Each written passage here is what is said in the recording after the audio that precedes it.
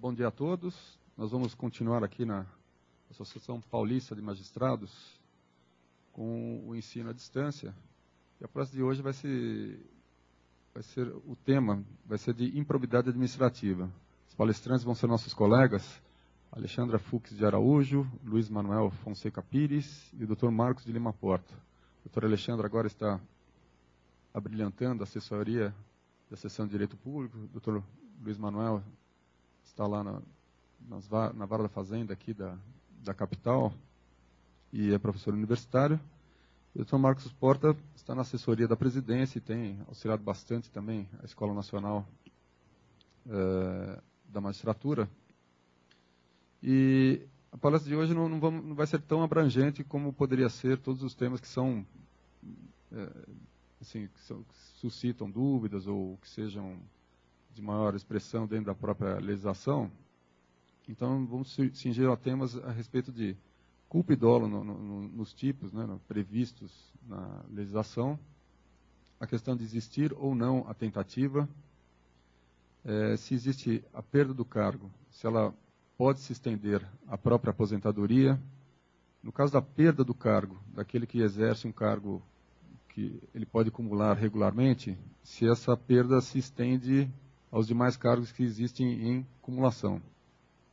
Daí vamos para uma questão processual, que é a questão da citação e notificação, os efeitos e finalidades, aproveitamento que poderemos ter disso, e mais a questão se o bem de família pode ser atingido por uma decisão da lei de improbidade administrativa.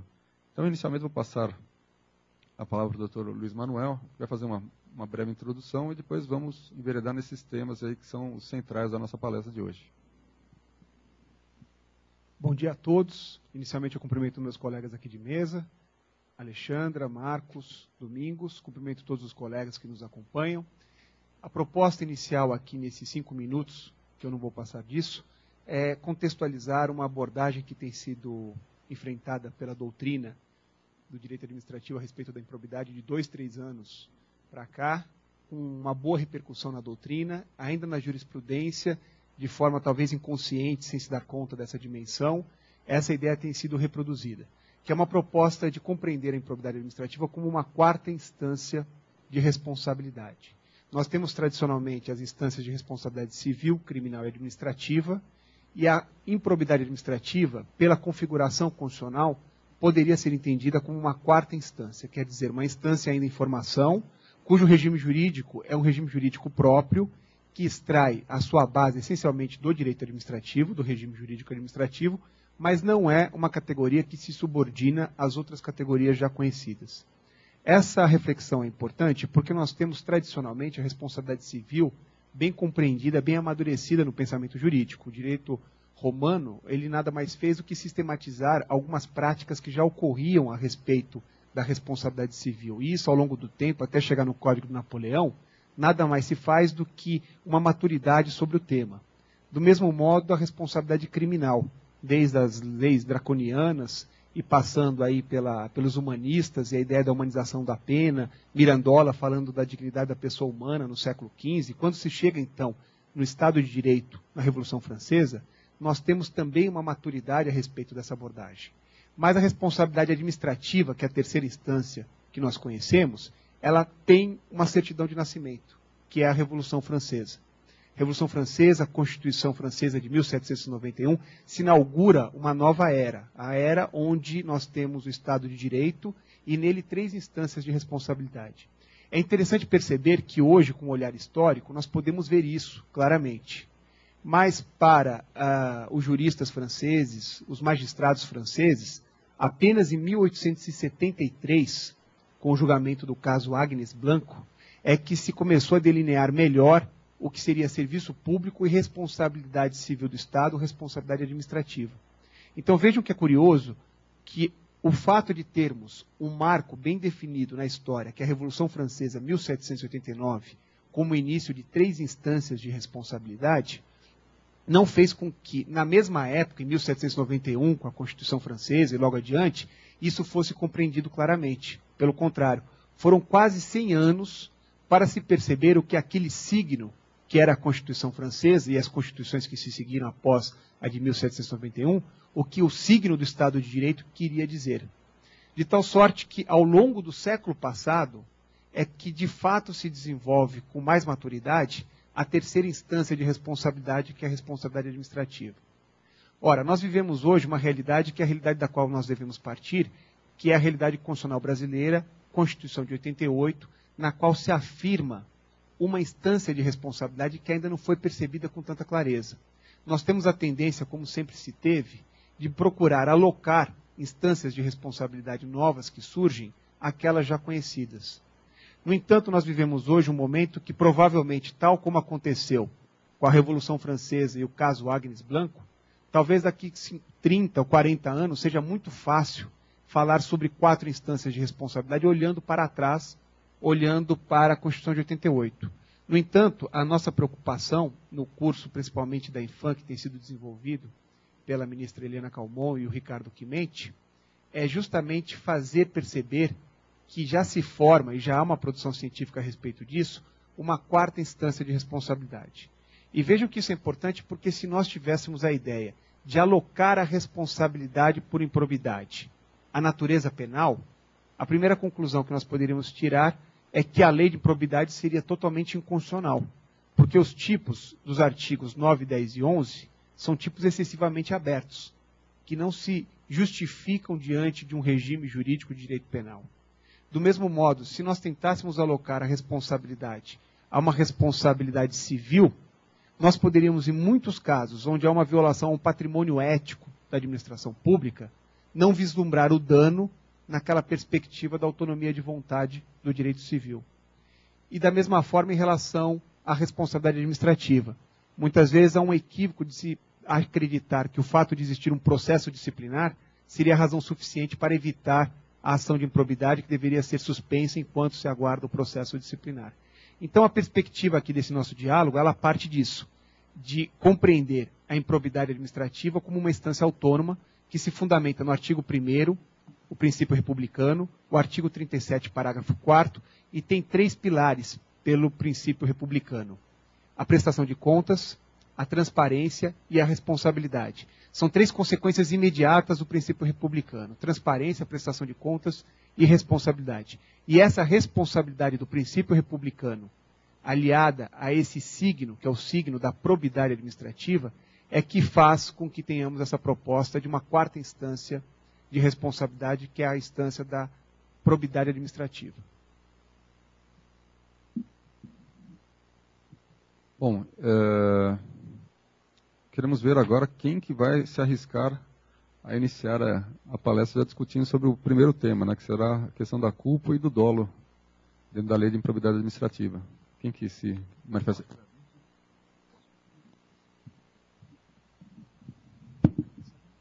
Bom, primeiramente, bom dia aos colegas que estão nos assistindo, também aos colegas de mesa, né?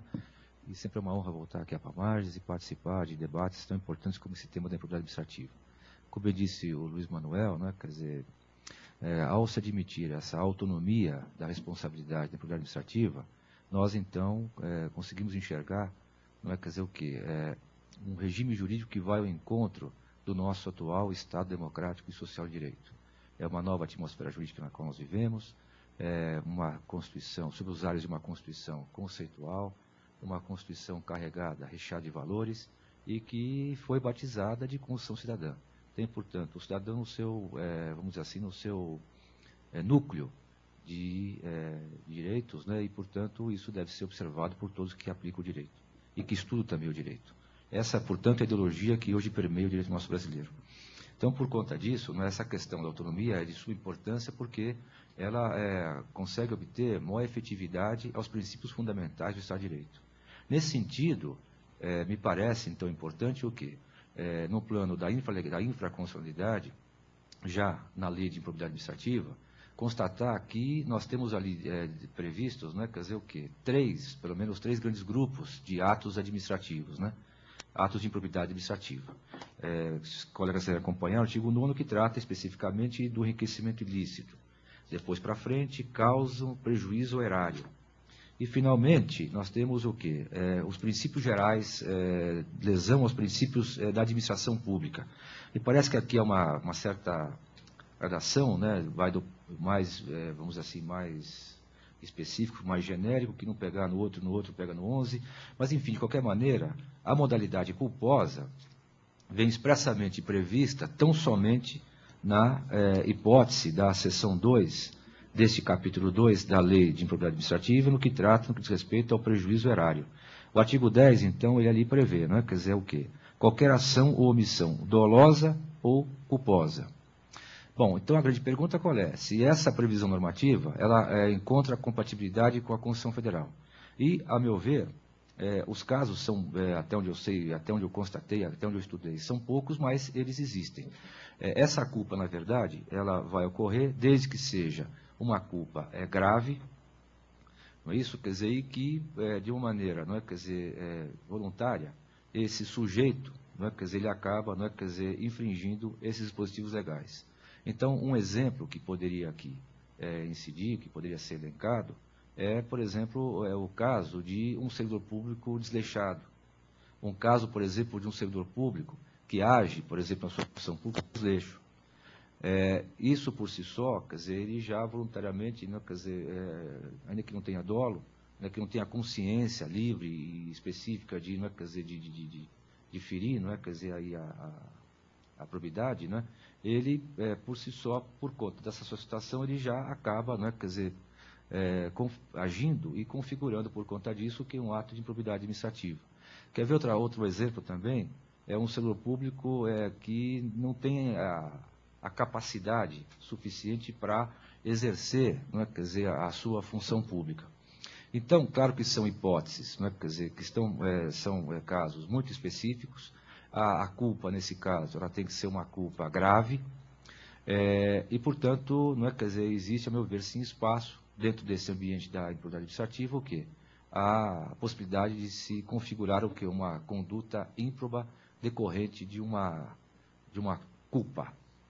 É assim que penso. Bom dia a todos. Também cumprimento agora meus colegas de mesa, Marcos, Domingos, Luiz Manuel. E eu, nesse momento, vou ter que defender uma posição diferente da do meu colega Marcos Porta. Afinal de contas, essa é a finalidade da gente hoje, né? Deixar claro que é uma lei nova, existem várias posições possíveis, né? E é verdade que o STJ hoje tem entendimento majoritário no sentido de que a responsabilidade por improbidade é subjetiva e não objetiva, como já se entendeu, que cabe a responsabilização por culpa, por ato culposo, apenas na hipótese do artigo 10.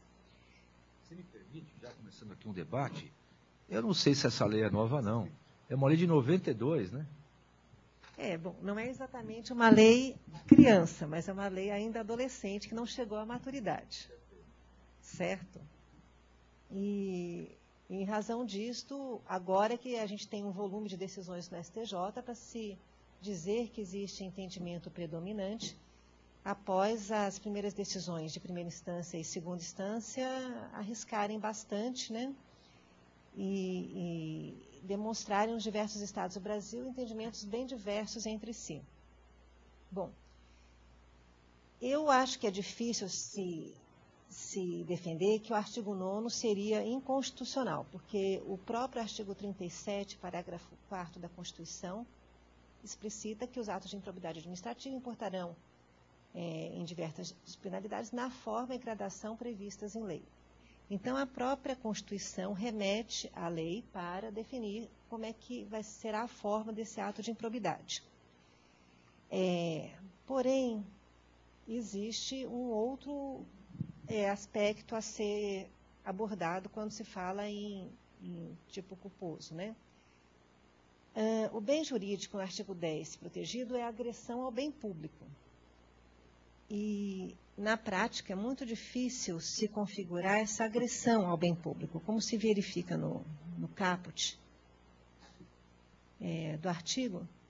constitui ato de improbidade administrativa que causa lesão ao erário, qualquer ação ou omissão, dolosa ou culposa, que enseje perda patrimonial, desvio, apropriação, malbaratamento ou dilapidação dos bens ou haveres de entidades referidas no artigo 1º desta lei.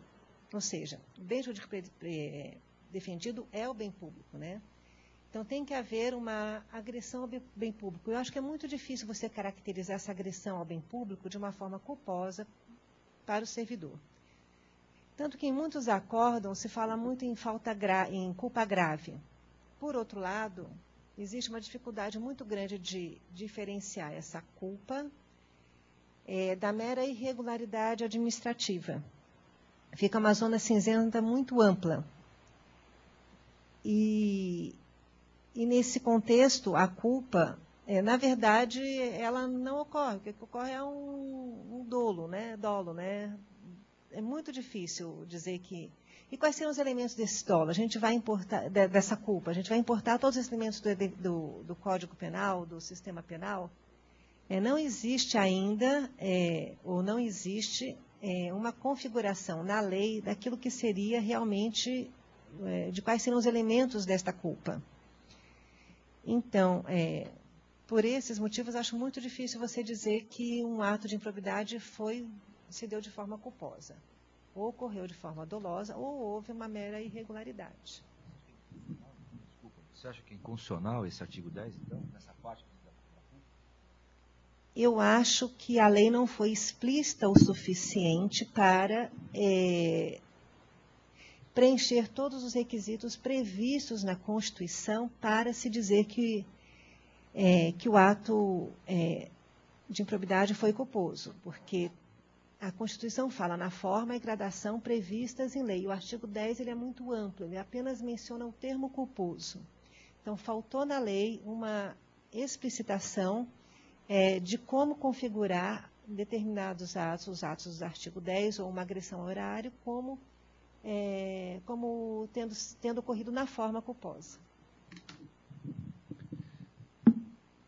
Bom, me parece que há consenso a respeito de que os artigos 9 e 11 só admitem a forma dolosa, né? Até porque não se fala em culpa nos artigos 9 e 11, embora existam alguns poucos julgados tentando identificar a culpa no artigo 11, que é a violação dos princípios gerais. Me parece que já é bem pacificado em relação a esse ponto, que só o dolo seria possível. Até porque, se não fosse assim, toda ação julgada, todo mandado de segurança julgado procedente ensejaria uma ação de improbidade administrativa, pelo artigo 11. Então, realmente, o problema se centra na questão da culpa no artigo 10. A jurisprudência do STJ hoje, de fato, afirma a sua constitucionalidade, mas a doutrina, de uma forma significativa, afirma a inconstitucionalidade dessa situação. Me parece que os argumentos eles se centram numa perspectiva. É a compreensão do significado desse signo probidade. Fala-se que probidade significa, ou melhor, improbidade significa corrupção.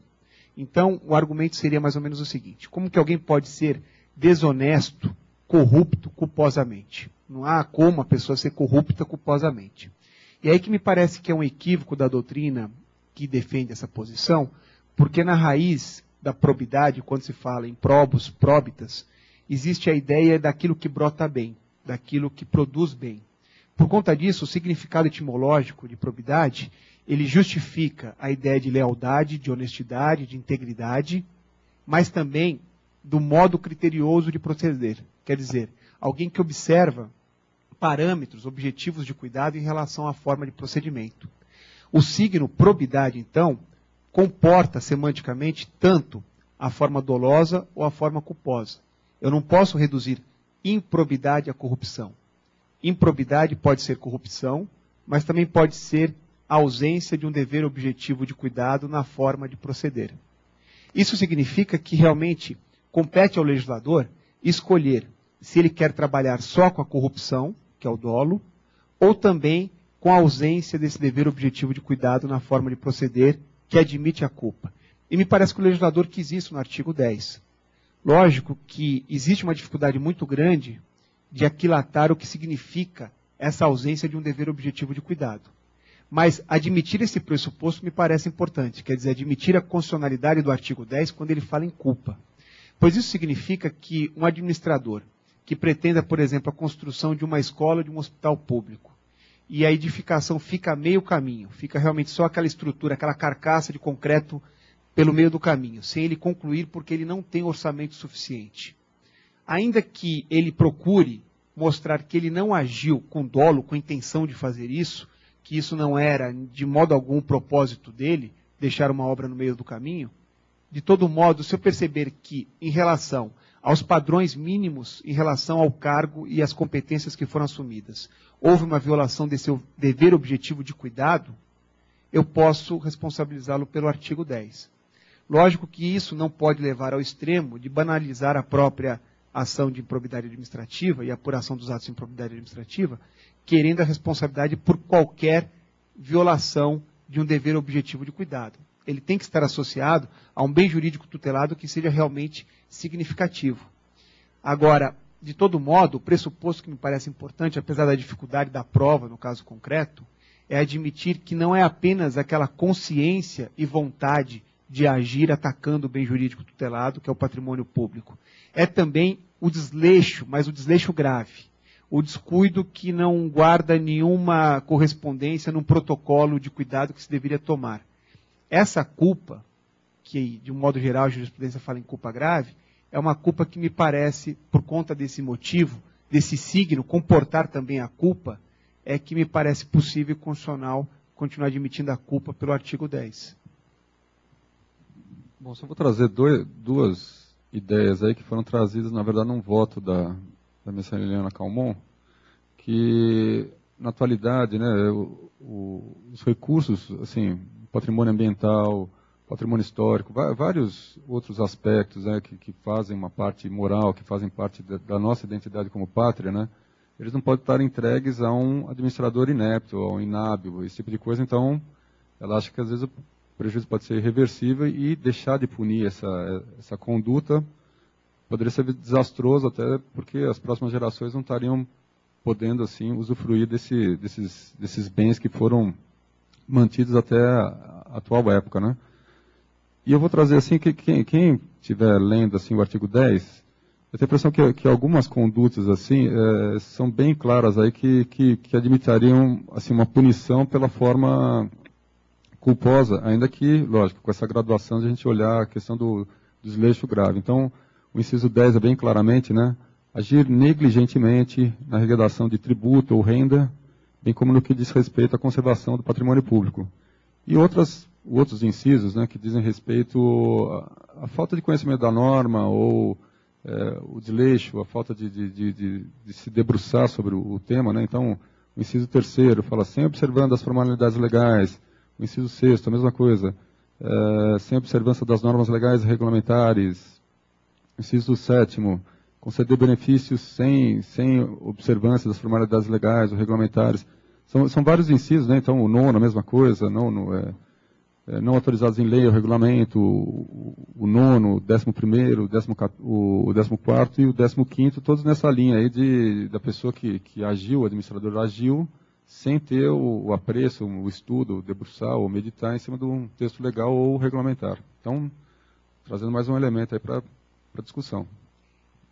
Eu gostaria de fazer uma observação em relação à conduta culposa e os incisos legais, especialmente essa observação de observar procedimento legal, observar a forma da lei. Ocorre com muita frequência de os administradores municipais, pequenos municípios, observarem a jurisprudência do Tribunal de Contas da União. E muitas vezes eles vão seguindo o seu procedimento, observando as normas e a jurisprudência predominante do Tribunal de Contas da União. Mas, num determinado momento, o Tribunal de Contas da União muda de entendimento. E esses municípios continuam adotando o procedimento antigo, muitas vezes até porque eles não tomaram conhecimento imediatamente. E a gente observa, pelo menos no estado de São Paulo, interior, muitos administradores locais, seguindo procedimentos antigos do Tribunal de Contas, serem processados culposamente, na modalidade culposa, em relação a atos de improbidade. Então, e nesse caso, como é que fica a situação desses administradores que aquilo que aparentemente, no momento, era a norma vigente, né? E depois existe sempre a possibilidade, e existe com frequência, de normas contraditórias. Isso é um elemento frequente na administração. Muitas vezes o administrador segue uma determinada regulamentação, mas ele não sabia que existia uma outra norma. E dispositivos que regulam aspectos diferentes, às vezes uma lei que fala de orçamento diz uma coisa, outra lei de meio ambiente fala outra. Então, aí o administrador segue uma e não sabia que não estava seguindo a outra, né? E muitas vezes esses fatos são negligenciados e só depois, no futuro, no processo, se descobre que ele não seguiu uma determinada... que ele realmente estava seguindo uma norma municipal, né? Ou isso é negligenciado pelo intérprete, né? Então tem que ter toda essa cautela quando se fala em culpa, né? E tem que sopesar todas essas situações. Por isso acho muito difícil a configuração do ato culposo, porque mesmo o intérprete, o aplicador da lei, o administrador, nesta culpa grave, você tem que modular toda essa imputação, tendo em vista toda essa contrariedade do ordenamento, do Tribunal de Contas. É difícil falar que ele simplesmente agiu de forma culposa. São muito poucos os casos na prática em que isso acontece. Eu acho que aí não seria a culpa grave, né? Mas, enfim, acho que estaria de boa fé. E aqui também me parece que entra em cena aquele critério, né, que pode ser utilizado por nós, que é a chamada improbidade formal e improbidade material, né? E aí o caso concreto é que vai, né? Quer dizer, revelar, não é? Quer dizer, o conteúdo dessa improbidade material, né? Até porque me parece que nesses casos eu concordaria com o resultado de não responsabilizar o agente público, porque se trata de uma divergência a respeito de interpretação do direito. Então, sendo uma divergência sobre a interpretação do direito, não seria o caso de configuração da culpa por essa perspectiva da violação de um dever objetivo de cuidado. Quando se fala em dever objetivo de cuidado, significa, dentro de um protocolo de comportamento, o que era esperado do agente. Era esperado que ele seguisse uma jurisprudência do Tribunal de Contas. Se isso muda recentemente, ou se há uma divergência no próprio tribunal, eu não posso ser responsabilizado por isso, sem dúvida nenhuma. Aí fica, mais uma vez, aquela advertência quanto ao fato de não banalizarmos a própria lei de improbidade administrativa. Mas é diferente, por exemplo, de um agente público que resolve fazer uma contratação direta, pelo pressuposto de uma dispensa ou inexigibilidade de licitação, mas ele não faz sequer o processo administrativo para justificar o porquê da dispensa ou da inexigibilidade. Simplesmente manda contratar algum artista para fazer um show, alguma coisa assim. Lógico que é uma situação onde aquela ideia de perquirir a intenção específica de por que contratar com aquela pessoa, se há um vínculo, se há uma proximidade em relação àquela pessoa, isso que é bem próprio do dolo, que é da consciência dirigida a uma vontade específica, isso pode ser afastado quando se trata do artigo 10, porque caracteriza já suficientemente a culpa que fala do artigo 10, que é o fato de desprezar simplesmente protocolos, padrões, estándares de comportamento. Então, quando se fala na culpa, nós não podemos levar a culpa a uma divergência sobre interpretação. Mas a culpa centrada nessa ideia de protocolos esperados de comportamento já é o suficiente para caracterizar a improbidade pelo artigo 10, independentemente de eu buscar incessantemente, é uma prova que muitas vezes ela não tem nem como se realizar, a intenção íntima, o móvel do agente para praticar aquele ato. Bom, eu não sei se alguém quer concluir, mas eu sugeriria que a gente já passasse para o próximo tema. Então tá bom. Então vamos discutir agora a respeito da possibilidade de existir tentativa entre esses tipos descritos pelo legislador. Quem quer começar aí? As damas. Primeiro, Alexandre. Essa é uma questão muito polêmica, né? Muito polêmica essa questão da tentativa de improbidade, né? Recentemente saiu um acórdão da ministra Eliana Calmon admitindo a possibilidade de tentativa. Pessoalmente, acho muito difícil, primeiro, pela falta de previsão expressa na lei de improbidade. A Constituição não fala em tentativa, evidentemente, que remete à lei, né? E a lei não prevê essa possibilidade. Então, eu acho muito difícil, mas há apenas uma decisão do STJ nesse sentido. Então, eu acho que é algo que ainda tem que ser pensado pela doutrina, pela jurisprudência. E depois admitiria em que hipóteses? artigos 9º, 10º, 11º, existe a possibilidade de uma tentativa de ser corrupto, né, tentativa de ser ímprobo, tentativa de não observar um princípio administrativo. Na prática, acho muito difícil a tal questão da importação de conceitos de direito penal para o sistema de responsabilização por improbidade administrativa. O iter criminis, como é que fica nessa história, né? Existe essa possibilidade de iter criminis, mas eu acho que é uma questão que ainda está, cuja discussão está se iniciando nesse momento. Eu não sei, eu achei aqui um acordo, também é um tema para mim, né, muito novo, que pese a lei ser de 92, né, Alexandra? Mas tem muita ainda a questão pendente, por exemplo, a própria constitucionalidade material dessa lei, o Supremo não decidiu ainda, né? A questão do agente público, né, também, agente político, até que extensão ele responde. E aqui também tem mais um problema também importante, né, quer dizer, a questão da tentativa. Eu também não consigo enxergar, né, quer dizer, essa interrupção, não é isso, dentro do caminho percorrido pelo agente para configurar esse ilícito, né, esse ato de improbidade. Só que eu achei aqui um acórdão do TRF da 5ª Região. E aqui o fato é o seguinte, quer dizer, o servidor, ele tentou subtrair cartuchos, mas não subtraiu, ele tentou subtrair cartuchos da repartição pública.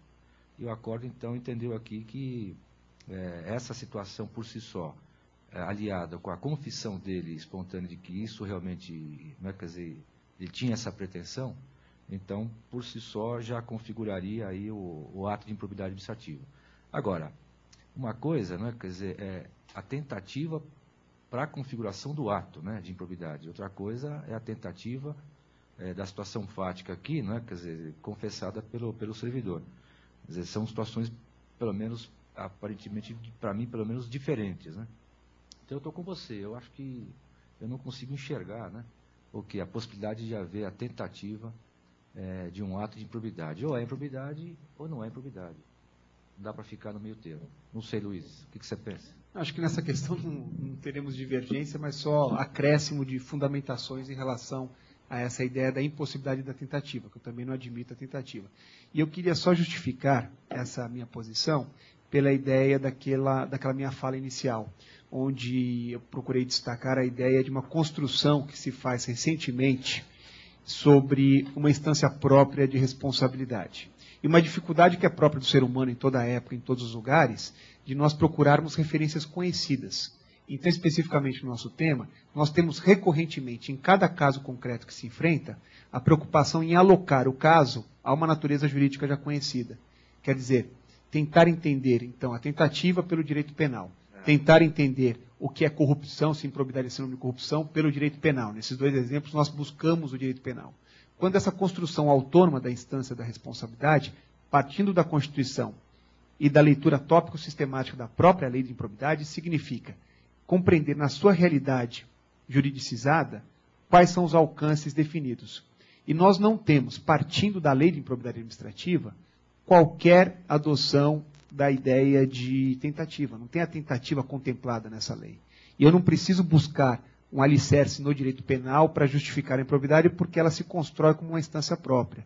O que muitos casos em que se afirma a culpa eu consigo vislumbrar é a violação do artigo 11. No artigo 11, que é o artigo que diz que constitui ato de improbidade administrativa, que atenta contra os princípios da administração pública, qualquer ação ou omissão que viole os deveres de honestidade, imparcialidade, legalidade e lealdade às instituições, e notadamente. Então, aqui é a violação ao regime jurídico administrativo, no artigo 11. Então, tenho muitas situações onde eu posso não identificar um enriquecimento ilícito ou prejuízo ao erário no sentido do artigo 10. Mas eu vou caracterizar um grave comportamento, que é um comportamento que pode razoavelmente se ajustar ao artigo 11. Entrar nessa tipicidade do artigo 11. Mas isso sem construir a ideia de tentativa, porque eu realmente também não vejo como que a lei tem essa pretensão de construir a tentativa como uma hipótese. Só colocar só enfatizando mais um aspecto, né, que a vantagem de se ver com autonomia a lei de improbidade administrativa em relação à responsabilidade civil, administrativa e penal, é que os colegas não devem aguardar o término do processo administrativo, o término do processo civil e muito mais o criminal, né, para se analisar o processo, ver as provas que estão identificadas, que foram produzidas e decidir a respeito da existência ou não da improbidade. Então, essa é uma grande vantagem de se ver a lei de improbidade administrativa como um fenômeno, né, um interesse próprio que o Constituinte colocou. E também que eu colocaria nessa questão da tentativa, também essa ideia, né, que no máximo isso aí poderia ser você pensar na graduação da pena, mas olhando realmente o artigo 11, né, porque se você for olhar o artigo 9º, que teriam ideias muito parecidas, né, de tentativa, se a gente for olhar os instrumentos que trazem o direito penal, de fato você ou tem ou não tem. É difícil você pegar e dizer assim, há uma tentativa. Vamos colocar então na questão da moralidade mesmo, que a improbidade é uma forma qualificada da moralidade administrativa. Vamos passar para outro tema? Pois não. Então vamos. Se a questão da perda do cargo, né, decretada pela lei de improbidade administrativa, qual que é a extensão dela? Então, quem que começa aí?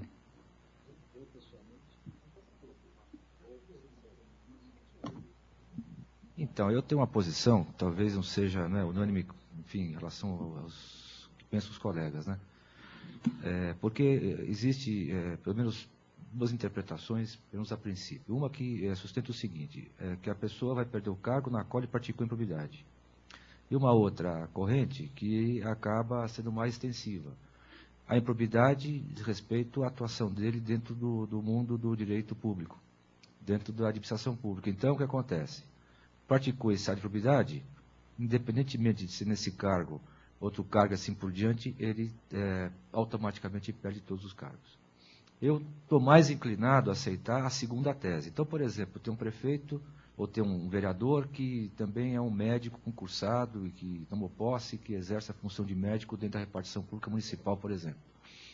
Então, ele pratica um ato de improbidade enquanto é um secretário da saúde, enfim, ele acaba praticando improbidade em um dos dois cargos. Então, uma interpretação, ele só vai perder o cargo em relação ao cargo que ele praticou improbidade.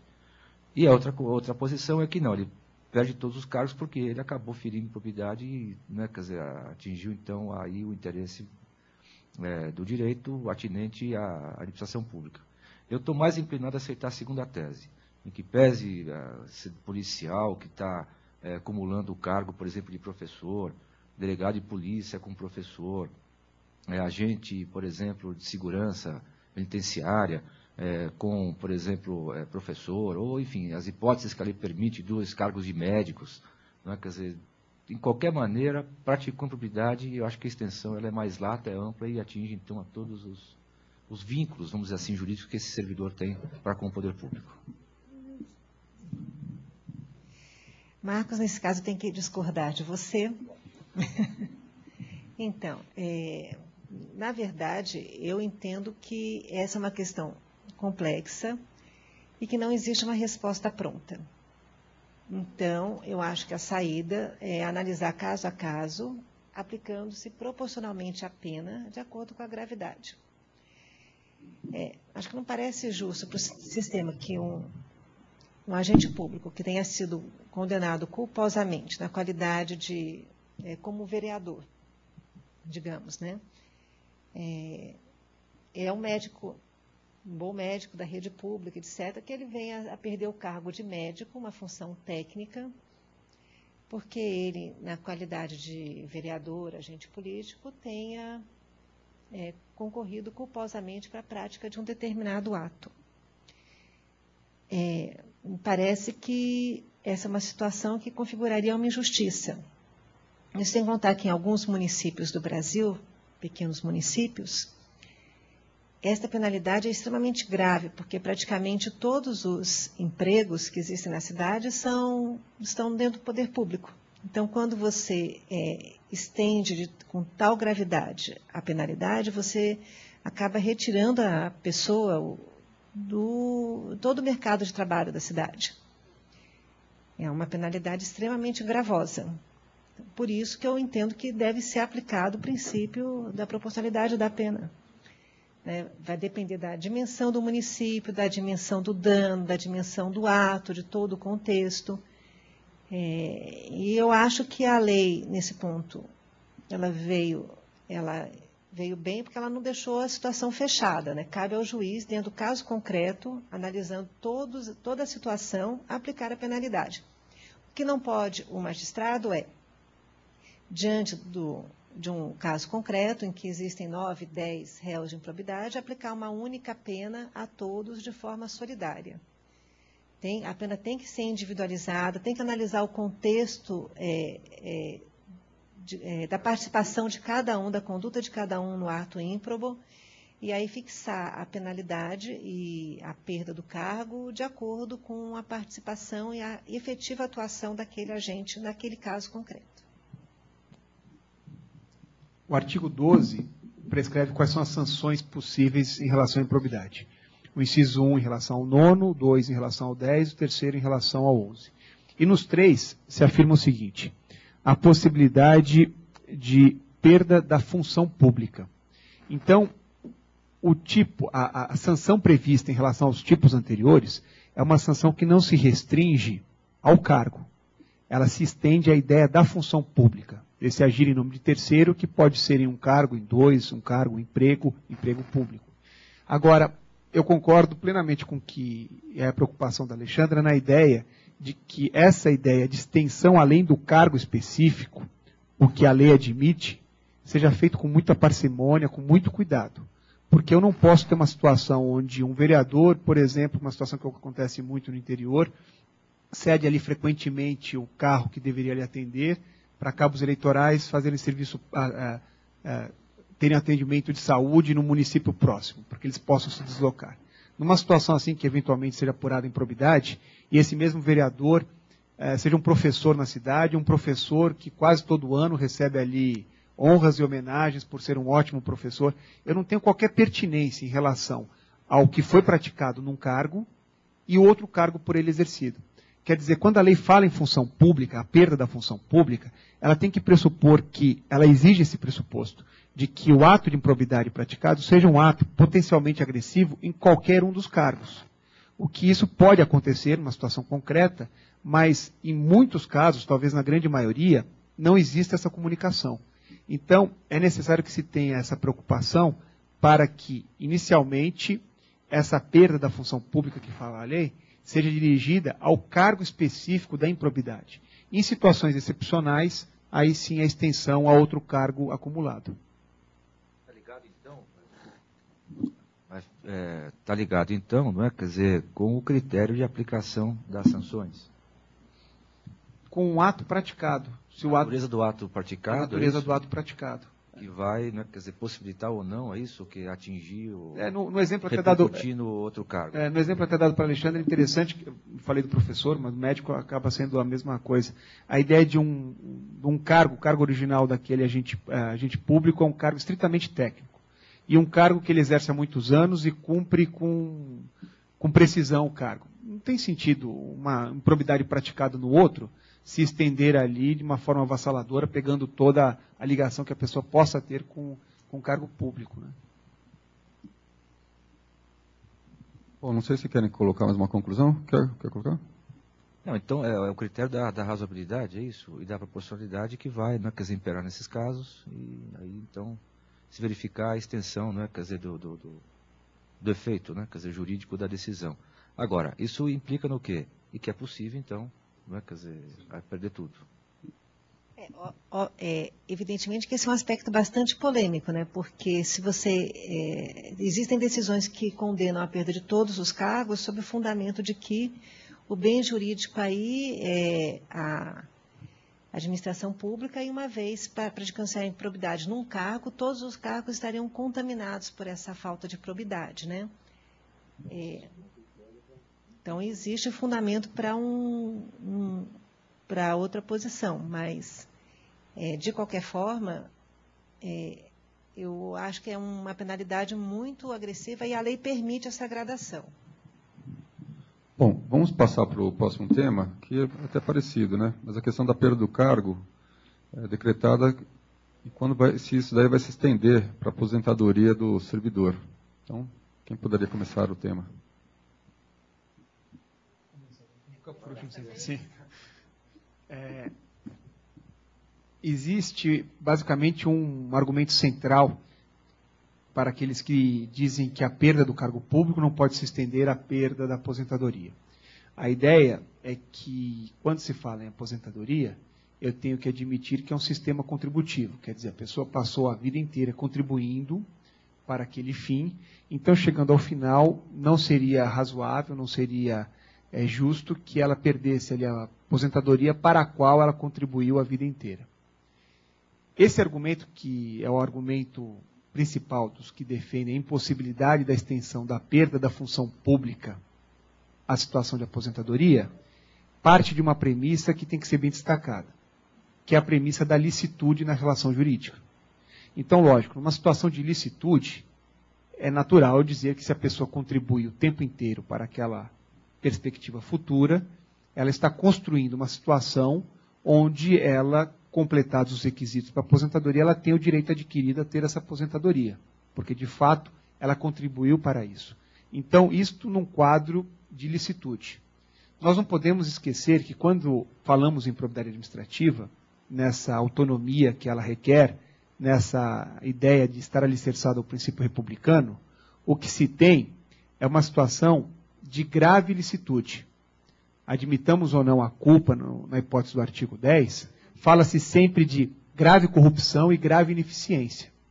Então, admitindo a hipótese de que o sujeito praticou um ato de improbidade administrativa, nós podemos sim, me parece, contemplar, ao menos abstratamente, a possibilidade da extensão da sanção à aposentadoria.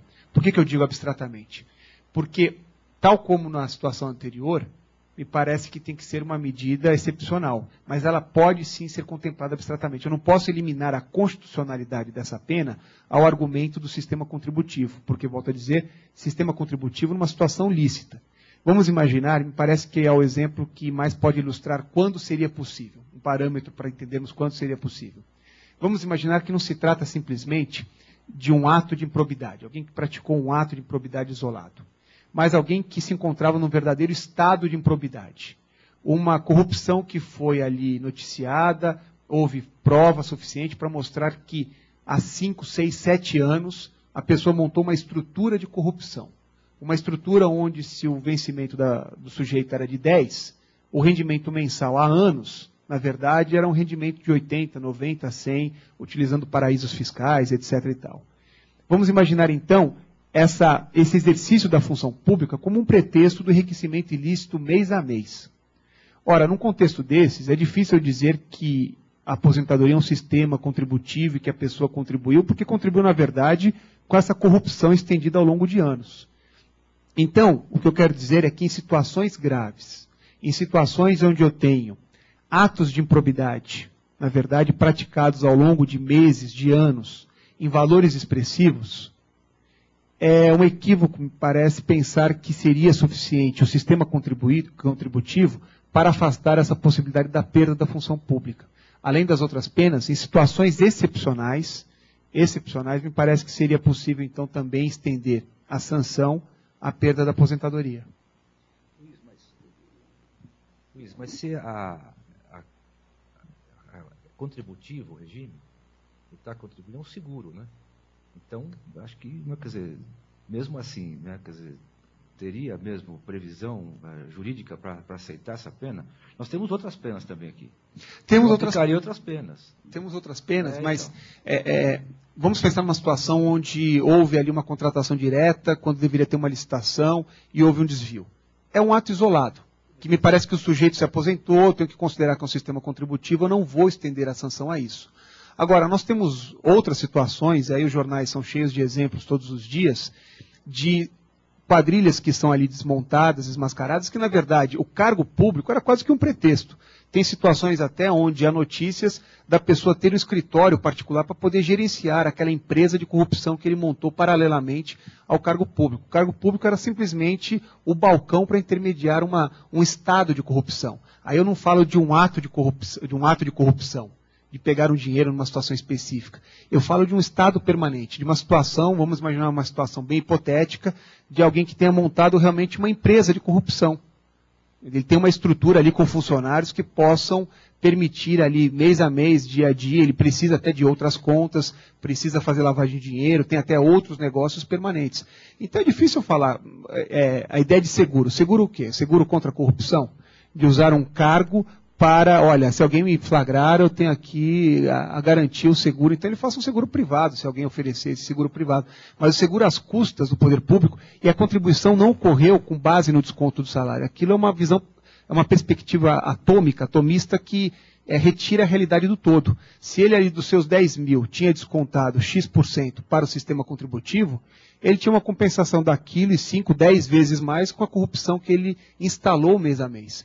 Então, eu não estou dizendo de modo algum que a perda da aposentadoria seja automática. Pelo contrário. Mas eu digo que em situações excepcionais, onde exista, não ato, mas um estado de corrupção, aí me parece que é possível. Bom, é o seguinte. Desculpa, está interessante porque tudo é excepcional, depende do caso concreto. Então, Desculpa, está interessante porque sempre é esse caráter excepcional, depende do caso concreto, depende dos princípios gerais do direito. Então, e aí vai. Pois é. Agora, Luiz, eu entendo o seu ponto de vista, né? Mas eu realmente estou com o Marcos nessa daí. Eu acho que, em primeiro lugar, a lei não prevê a possibilidade da perda da aposentadoria, ela se restringe à perda do cargo ou função. Então, não existe, em primeiro lugar, a previsão legal. Em segundo lugar, realmente é um sistema à parte, o sistema de aposentadoria é um sistema contributivo. E se há a perda, se condena a perda da aposentadoria, há um enriquecimento sem causa por parte do Estado. Que a pessoa contribuiu para um determinado benefício, o sistema é securitário e violaria, estender essa penalidade, violaria um outro princípio de direito, né? O princípio do enriquecimento sem causa, além do ato jurídico perfeito, do direito adquirido. Eu acho que o sistema permite uma outra forma de compensação em relação a esse sujeito que, na verdade, se utilizou do poder público para a prática de crimes. Eventualmente, ou na ponderação da multa, ou na indenização, porque, nesse caso, até eu já vi alguns pedidos, não tenho julgado nesse sentido, de se arbitrar um dano moral coletivo. Eu já tive casos de inicial em que o Ministério Público pediu, em caso de quadrilha, condenação por um dano não apenas material, mas também moral pela prática do ato de improbidade.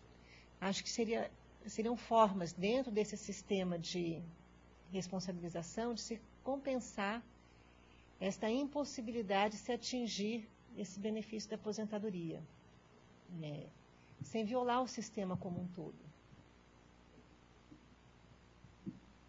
Eu estou seguindo mais ou menos a ideia da Alexandra, mas agora num outro aspecto, né? Primeiro, quando nós vemos aí o caso de cassação de aposentadoria, é que a categoria funcional existe uma previsão que existe essa pena, né? A pena de cassação da aposentadoria. E não são todos os servidores públicos que estão sujeitos a essa cassação. Então, seria na via administrativa que você poderia obter essa cassação da aposentadoria, e não por via da ação civil, da ação de improbidade.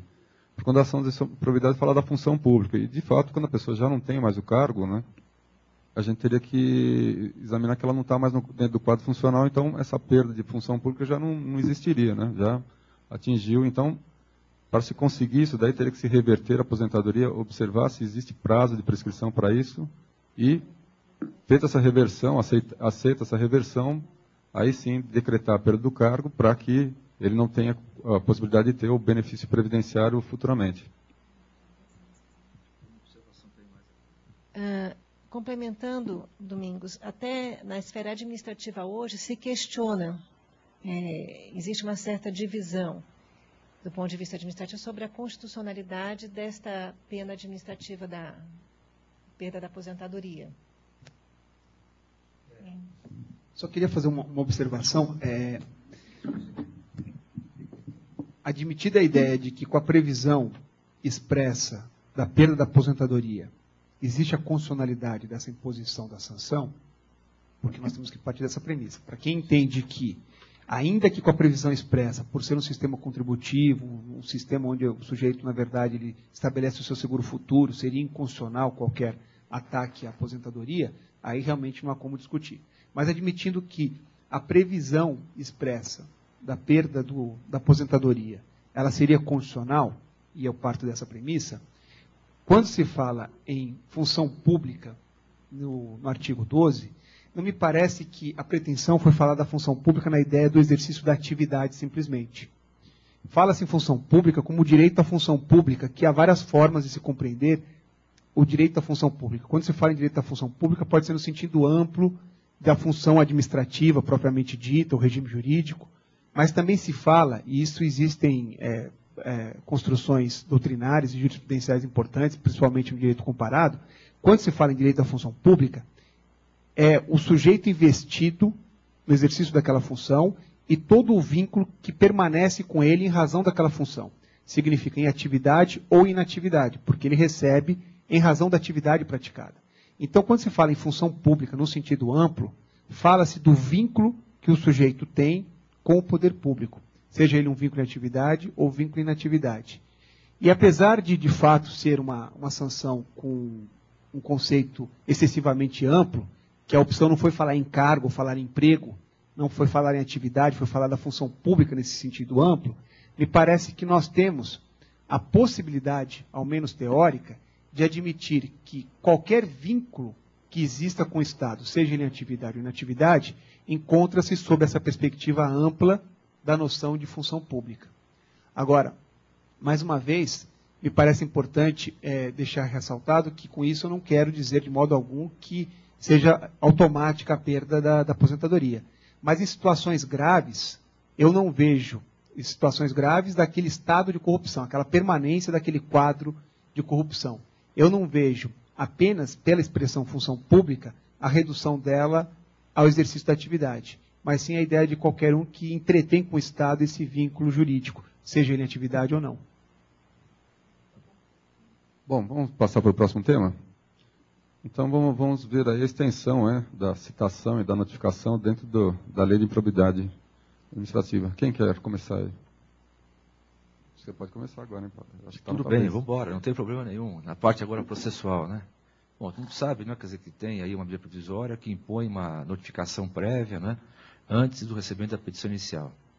Então, quer dizer, a própria lei, né, quer dizer, acaba então estabelecendo esse rito, né? Quando o juiz recebe a petição, né, quer dizer, inicial, e aqui, para mim, pode ser uma ação civil pública, pode ser uma ação ordinária de improbidade administrativa, pode ser uma ação de improbidade administrativa, não importa o nome que se tenha, em que pese tem autores que, por exemplo, falam que não pode se veicular improbidade administrativa por intermédio de ação civil pública. E também, agora, eu fico com o posicionamento de que a temática que deve constar na inicial somente diz respeito à improbidade administrativa. Também não aceito, pode ser por ação civil pública, pode ser por ação ordinária, enfim, mas eu não aceito a tese que você pode agregar na mesma petição inicial, na mesma pretensão inicial, diversos temas, entre eles improbidade administrativa. Não, acho que tem que ser restrito à improbidade administrativa porque tem um regime jurídico próprio e, portanto, por conta disso, né, quer dizer, é o tema, então, específico que deve ser tratado naquela petição inicial. Bom, superado isso, então, por conta desse regime próprio, você tem que primeiro receber ou notifica, vem a defesa preliminar, né?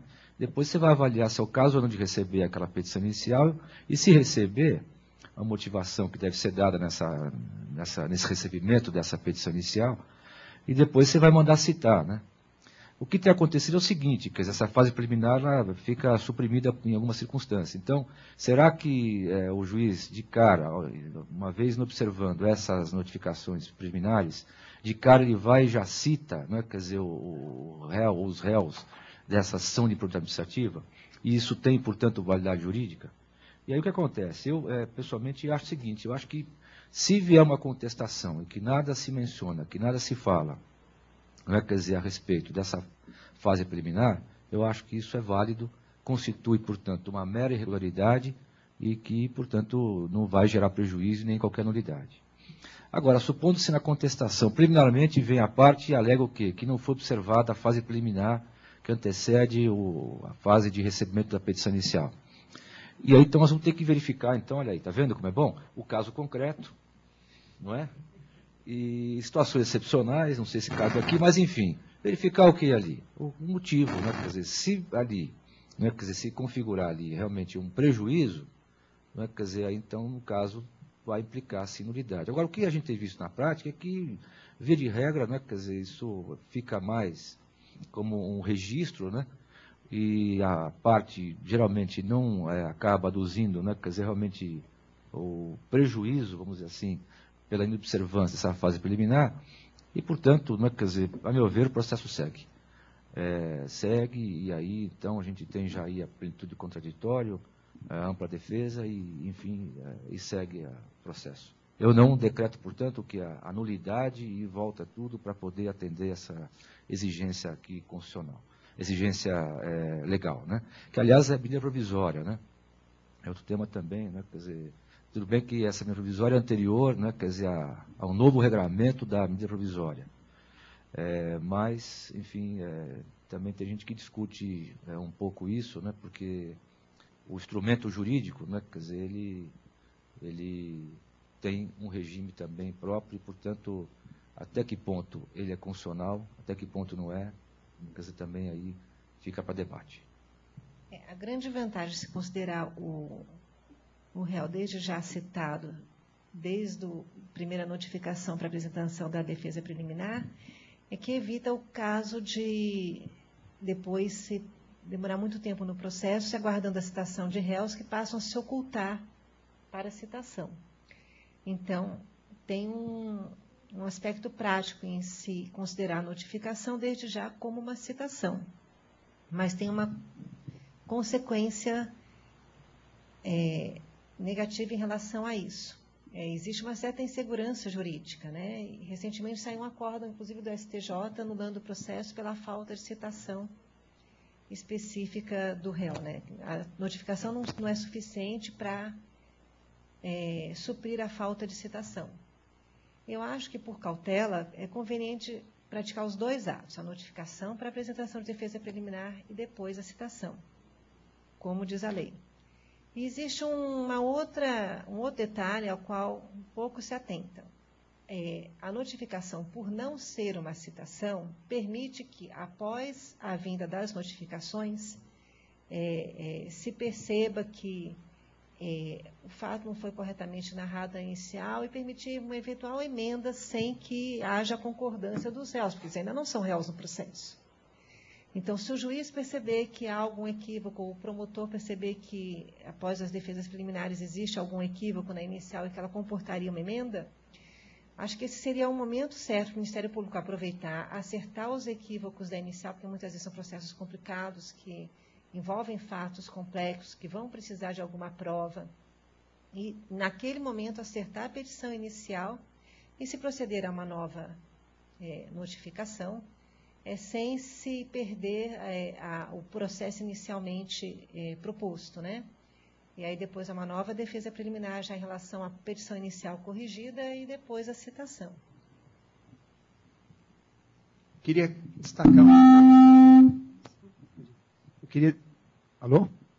queria destacar um aspecto importante a respeito desse tema, que é uma posição do Cássio Scarpinella Bueno, posição que eu adiro, que me parece que ela compreende bem esses atos processuais da Lei de Improbidade Administrativa, na qual ele sustenta que a notificação afirmada nessa lei tem natureza jurídica de citação, que é a ideia de chamar alguém a uma relação jurídica processual. E a citação, o ato subsequente, tem natureza jurídica de intimação. Qual que é a utilidade prática dessa perspectiva? Não suprimir de modo algum os dois momentos, aquela defesa preliminar e a contestação, de modo algum.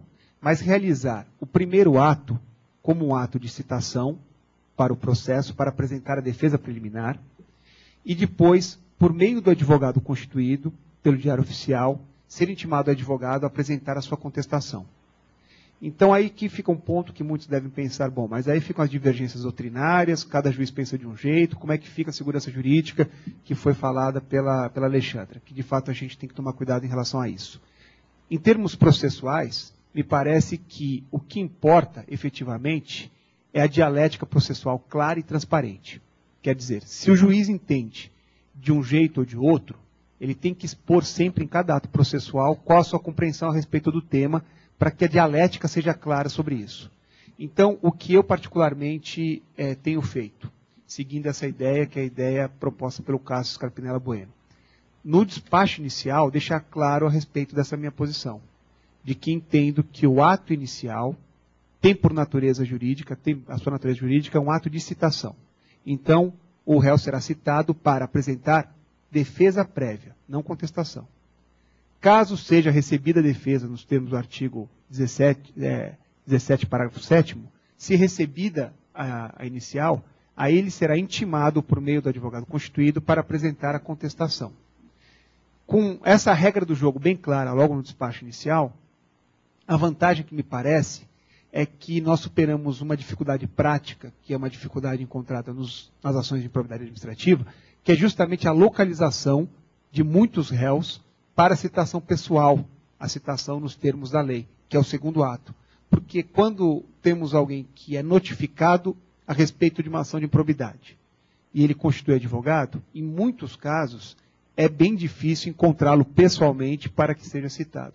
E com uma dificuldade particular quando se trata de agente político, porque ele tem como uma escusa legítima não se encontrar sempre no seu local, porque faz parte da sua profissão essa circulação política em outras cidades, em outras regiões. Então, para superar essa dificuldade de localização pessoal para o segundo ato, é que me parece que essa posição é bem interessante. Vejam que, de modo algum, eu estou dizendo que deve-se suprimir a defesa prévia, de modo algum. Mas sim que essa defesa seja feita pela citação pessoal e que o segundo ato, que a lei fala que deve ser pessoal, se deixe bem claro no despacho inicial, será feita pela intimação por meio do diário oficial do advogado constituído. Então, a natureza, então, desse ato inicial é de citação. Segundo o Cássio, sim, me parece que é a melhor posição, porque qual a natureza do ato que chama alguém para um processo compondo uma relação? Então, mas alguém é chamado em juízo para se defender. Sim.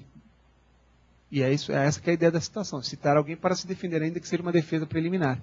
Então ele já é imputado, ele já é um acusado. Ele já Existem ao menos indícios, senão não haveria nem a notificação. Mesmo pensando pela notificação, se nem indícios existissem, a inicial seria inepta. Então, mas a ideia de existir a fase preliminar é justamente você apurar, né, quer dizer, ali, se realmente aquele réu tem condições, se realmente tem a qualidade para ser parte no processo, né? Sim, sem dúvida, mas a minha preocupação não é suprimir o direito material, porque essa dialética tem que ocorrer, ele tem que ter o direito a essa defesa preliminar e depois a outra defesa.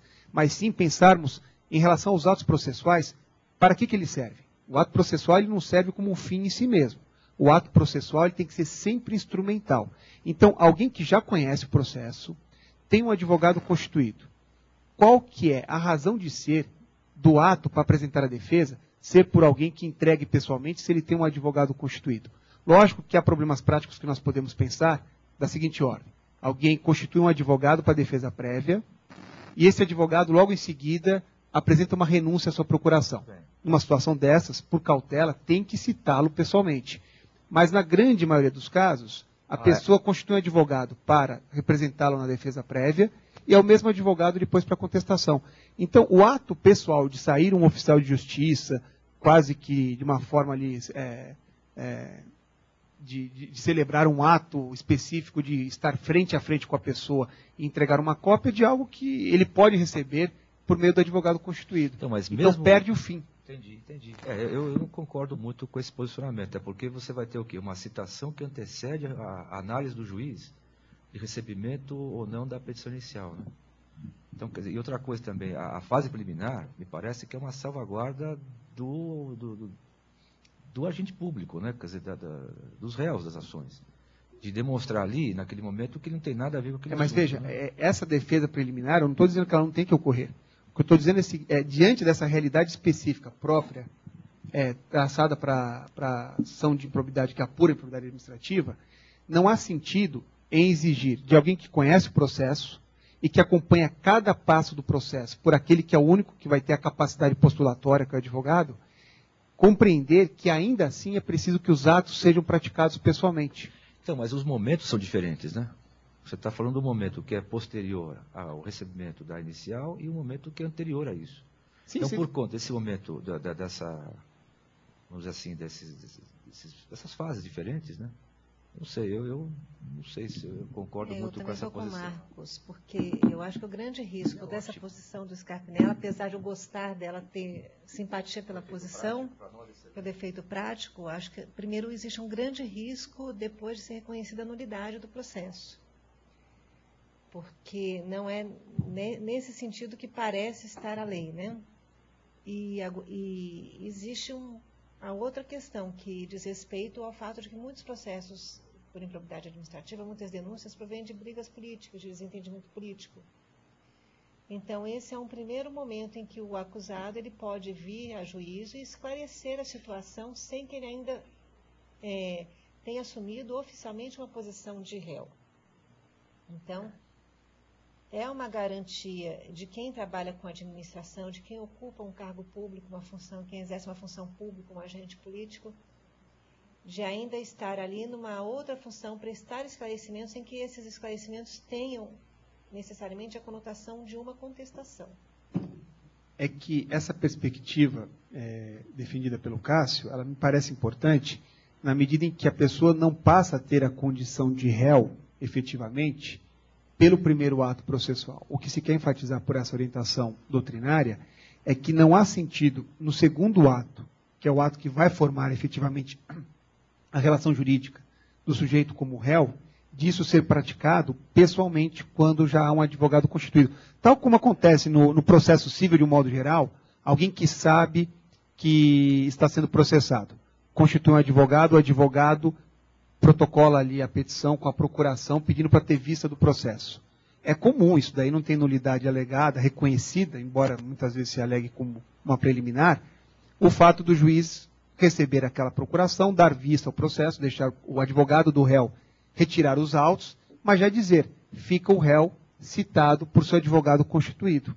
Então, por essa mesma ideia da relação da possibilidade da defesa concreta pela ciência no processo, tanto que os casos em que eu fiz isso, as contestações foram todas apresentadas, contestações de 30, 40, 50 laudas, inúmeros documentos, e uma preliminar, que é a preliminar, olha, o ato não foi praticado com a presença do réu.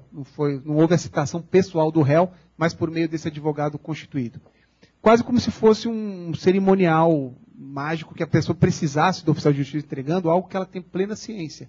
Então, a perspectiva é outra. Não é suprimir essa parte inicial, que ela é fundamental, sem dúvida. Mas perceber apenas que, uma vez que o sujeito já tem conhecimento, tal como acontece no cível, quando ele se adianta a um processo constituído seu advogado, ele pode ter o prazo da contestação iniciado a partir daquela intimação do advogado. E, sem dúvida alguma, qualquer dificuldade prática de uma contestação não apresentada, alguma situação dessa natureza, me parece que, por cautela, é preciso buscar a citação pessoal. Mas... são entendimentos, né? Eu, pessoalmente, acho assim, quer dizer, o cível tem a sua beleza, a sua importância, né? Quer dizer, mas aqui é uma outra, né, lógica, aqui é um outro regime jurídico. Agora, sem dúvida, se a contestação vier apresentada nos autos, qualquer nulidade está suprida pela preclusão consumativa. Então, né? o que eu queria dizer você quer falar? Não. Bom, então, basicamente é isso, né? Quer dizer, eu acho que são entendimentos, né? Agora, como eu devo dizer o seguinte, que é uma ação que a gente tem que pensar o seguinte também, que ela é carregada de direito público, né? Então, é um governante, é um agente público, né? Então, né, quer dizer, acho que essas etapas elas devem ser observadas. E as naturezas dos atos inseridos nesse procedimento devem ser também, né, quer dizer, aí observados. Bom, então vamos passar para o último tema, que é a questão do bem de família, se ele pode ser atingido uma decisão provindo de um processo aí de ação civil para improbidade administrativa. Acho que a doutora Alexandra que está mais familiarizada com o tema. Bom, essa é uma questão já em fase de execução, uma questão que está começando a surgir nas decisões.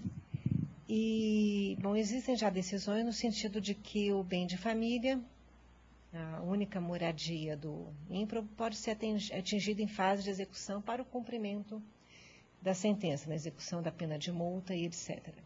Bom, pessoalmente eu entendo que a Constituição é de 88, data de 88, a lei de improbidade é de 92, e a lei poderia ter modificado a lei 8.009 de 90 para incluir, com uma das exceções do artigo 3º da lei, que a empenhorabilidade é oponível em qualquer processo de execução civil, fiscal, previdenciária, trabalhista ou de outra natureza, salvo ser movido. Eu acho que aí nesse artigo 3º, se a lei quisesse, se o legislador quisesse que o bem de família fosse atingido também em sede de execução, eu acho que o legislador teria realizado uma modificação na redação da lei 8.009, modificação essa que não ocorreu. Ainda, a própria Constituição Federal defende como direito fundamental o direito à moradia. Então, por esses fundamentos, eu entendo que a única moradia do ímprobo não pode ser atingida em sede de execução para o cumprimento da sentença. Eu vou divergir da Alexandra por esse pressuposto da própria Lei 8.009 de 90, que diz no artigo 1º, o imóvel residencial próprio do casal ou de entidade familiar é impenhorável e não responderá, aí essa parte que eu gostaria de destacar, por qualquer tipo de dívida civil, comercial, fiscal, previdenciária ou de outra natureza. Aqui, mais uma vez, me parece que não há como deixar de considerar que o pressuposto é o pressuposto de uma dívida que surge de uma relação jurídica lícita. Então, alguma obrigação que a pessoa tinha, uma obrigação lícita, e essa obrigação não teve o seu adimplemento. Diferentemente do que acontece em relação à improbidade, que é justamente uma condição de ilicitude grave, seja ela por dolo ou por culpa, no caso do artigo 10, seja ela de corrupção ou de grave ineficiência, mas é uma situação onde parte de uma grave ilicitude.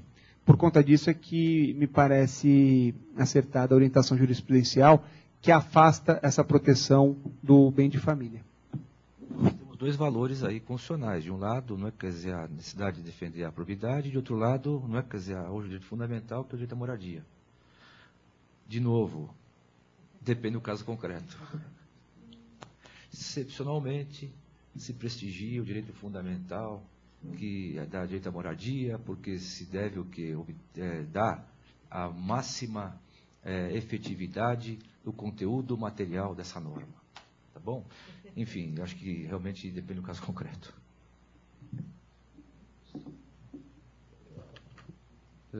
Só colocar uma coisa aqui, que essa lei de bem de família, ela vai regulamentar o artigo 62 da Constituição Federal.